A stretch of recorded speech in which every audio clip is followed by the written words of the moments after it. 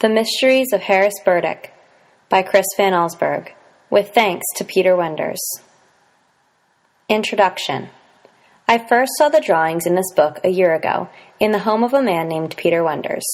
Although Mr. Wenders is retired now, he once worked for a children's book publisher, choosing the stories and pictures that would be turned into books. 30 years ago, a man called at Peter Wenders' office, introducing himself as Harris Burdick. Mr. Burdick explained that he had written 14 stories and had drawn many pictures for each one. He'd brought with him just one drawing from each story to see if Wenders liked his work. Peter Wenders was fascinated by the drawings. He told Burdick he would like to read the stories that went with them as soon as possible. The artist agreed to bring the stories the next morning. He left the 14 drawings with Wenders, but he did not return the next day, or the day after that. Harris Burdick was never heard from again. Over the years, Wenders tried to find out who Burdick was and what had happened to him, but he discovered nothing. To this day, Harris Burdick remains a complete mystery. His disappearance is not the only mystery left behind. What were the stories that went with these drawings? There are some clues. Burdick had written a title and caption for each picture. When I told Peter Wenders how difficult it was to look at the drawings and their captions without imagining a story, he smiled and left the room. He returned with a dust-covered cardboard box.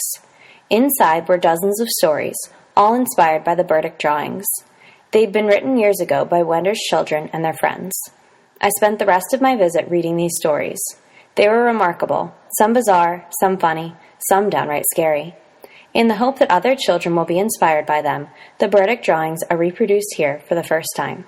Chris Van Allsburg, Providence, Rhode Island. Archie Smith, Boy Wonder. A tiny voice asked, "Is he the one?" Under the rug. 2 weeks passed, and it happened again.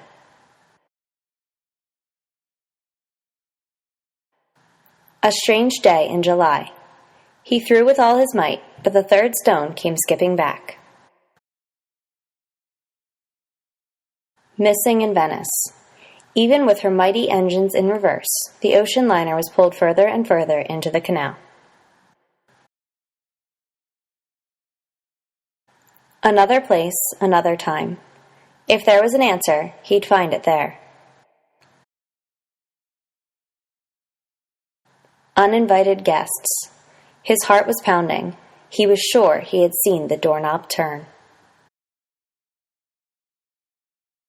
The harp. So it's true, he thought. It's really true. Mr. Linden's library. He had warned her about the book. Now it was too late.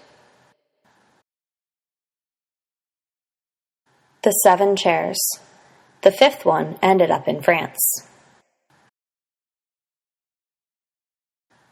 The 3rd floor bedroom. It all began when someone left the window open.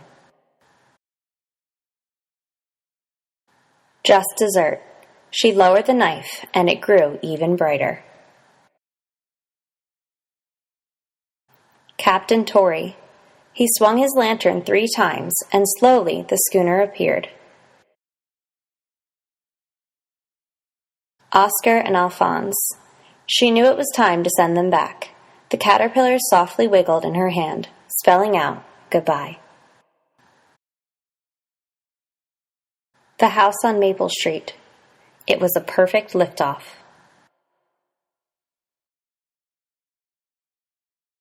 The end.